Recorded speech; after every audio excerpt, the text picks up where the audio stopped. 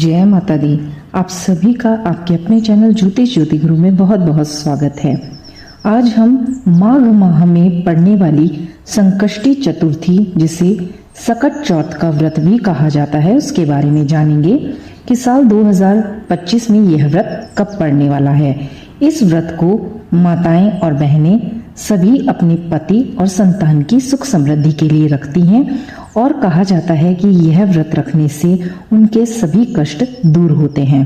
माघ महीने के कृष्ण पक्ष की चतुर्थी के दिन सकट चौथ का व्रत रखने से सभी महिलाएं करवा चौथ व्रत की तरह ही पति की लंबी और दीर्घायु के लिए इस व्रत को रखकर अपने पति के सभी संकटों को दूर करने के लिए मां और गणेश जी से प्रार्थना करती हैं और व्रत रखती हैं। सकट चौथ को लंबोदर, संकष्टी चतुर्थी और सकट चौथ के नाम से भी जाना जाता है।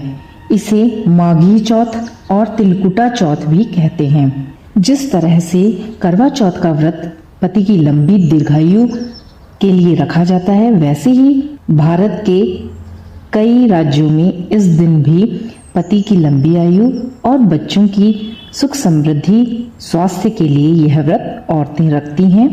संतान प्राप्ति और संतान के कल्याण के लिए भी इस व्रत को रखा जाता है। इस दिन भगवान संकट मोचन श्री गणेश जी और सकट माता की पूजा आराधना की जाती है।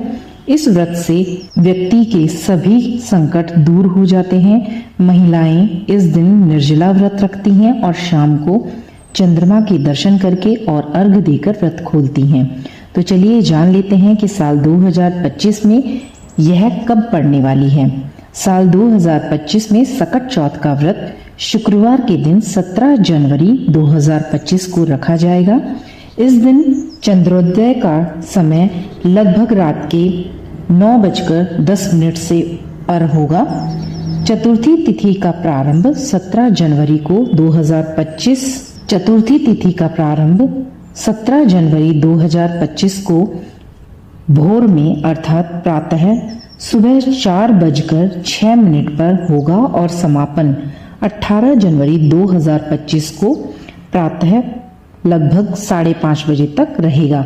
तो इस तरह से इस बार यह बहुत ही अद्भुत सकट चौथ का व्रत होगा, क्योंकि पूरा दिन ही चतुर्थी का रहने वाला है। इस दिन विघ्नहर्ता भगवान गणेश और सकट माता की पूजा अर्चना की जाती है और सकट देवी का मंदिर राजस्थान के सकट नामक गांव में स्थित है। तो यहाँ पर भी लोग जाकर पूजा अर्चना करते हैं और माता के दर्शन करते हैं। इस चौथ को वक्रतुंडी चतुर्थी के नाम से भी जाना जाता है। इस दिन तिल का विशेष महत्व होता है। सकट चौथ के दिन स्नान करके सुबह जल्दी उत्तर दिशा की ओर मुंह करके भगवान श्री गणेश की पूजा अर्चना करनी चाहिए और उनको जल अर्पित करना चाहिए। इस व्रत में तिल का बहुत अधिक महत्व होता है, इसलिए जल में तिल मिलाकर जल से अर्घ अवश्य ही देने का विधान है। ऐसी मान्यता है कि ऐसा करने से आरोग्य सुख की प्राप्ति होती है। इस दिन चंद्रमा को तिल गुड़ आदि से अर्घ देना चाहिए। इसके बाद ही व्रत खोलना चाहिए। गणेश जी की पूजा के बाद तिल का प्रसाद सभी को खाना चाहिए। जो लोग व्रत नहीं भी रखते हैं, उन्हें भी गणेश जी की पूजा अर्चना करके संध्या के समय चंद्रमा के उदय होने के बाद तिल की बनी चीजों को खाना चाहिए। कहते हैं तिल खाने और तिल का नाम मात्र लेने से ही पाप कट जाते हैं। इस दिन तिल का दान भी उत्तम माना जाता है। इस दिन संकट हरण भगवान श्री गणेश जी को दुर्वा भी अर्पित अवश्य ही करनी चाहिए। माना जाता है कि दुर्वा में अमृत का वास होता है और गणेश जी को दुर्वा अर्पित करने से अच्छे स्वास्थ्य का वरदान मिलता है। मान प्रतिष्ठा और धन सम्मान में भी वृद्धि होती है। मान्यता है कि गणेश भगवान को प्रतिदिन दुर्वा अर्पित करनी चाहिए, परंतु उन्हें ना तो सकट चौथ के दिन ना किसी भी भगवान गणेश की पूजा में ध्यान रखना चाहिए कि तुलसी का पत्ता भूलकर भी अर्पित नहीं करना चाहिए। भगवान गणेश की इस तरह से पूजा आराधना करके आप उन्हें प्रसन्न कर सकते हैं और भगवान गणेश के मंत्रों का भी इस दिन जाप अवश्य ही करना चाहिए। भगवान के कुछ सरल मंत्र हैं जो मैं आपको बता देती हूँ, आप सभी को पता भी होंगे, लेकिन एक बार मैं आपको बता देती हूँ। ओम गंग गणपतये नमः, इस मंत्र का आप उच्चारण करें। भगवान गणेश इससे अति प्रसन्न होते हैं। इसकी एक माला का आप जाप करें या पूरा दिन भर मन ही मन में इसका उच्चारण करते रहें।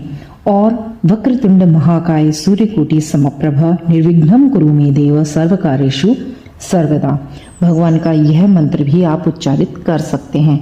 तो इस प्रकार से आप भगवान के मंत्रों का उच्चारण करें, उनसे प्रार्थना करें, अपने परिवार उसमें सुख समृद्धि का वास हो, इस तरह की मंगल कामना करते हुए व्रत को रखें। और जो व्रत नहीं भी रख पा रहे हैं वे भी भगवान गणेश से स्वच्छ होकर प्रार्थना करेंगे तो भगवान गणेश सभी की मनोकामनाओं को शीघ्र अतिशीघ्र पूर्ण करेंगे। आप सभी को भगवान गणेश के इस व्रत की हार्दिक शुभकामनाएं। सभी पर मां सकट चौथ और गणेश भगवान की अनंत कृपा बरसे। इसी मंगल कामना के साथ आप सभी को पुनः सकट चौथ की शुभकामनाओं के साथ भगवान गणेश का आशीर्वाद बने। विदा लेती हूँ, मिलते हैं नई वीडियो के साथ। और वीडियो अगर आपको पसंद आई हो तो वीडियो को ज़्यादा से ज़्यादा लोगों तक पहुँचाएं, शेयर करें और नई नई जानकारियाँ आपको समय पर मिलती रहें, इसके लिए चैनल को सब्सक्राइब करना बिल्कुल ना भूलें। तो चलिए मिलते हैं नई वीडियो के साथ, तब तक के लिए आप सभी का दिन मंगलमय हो। आपका धन्यवाद। नमस्कार। जय माता दी।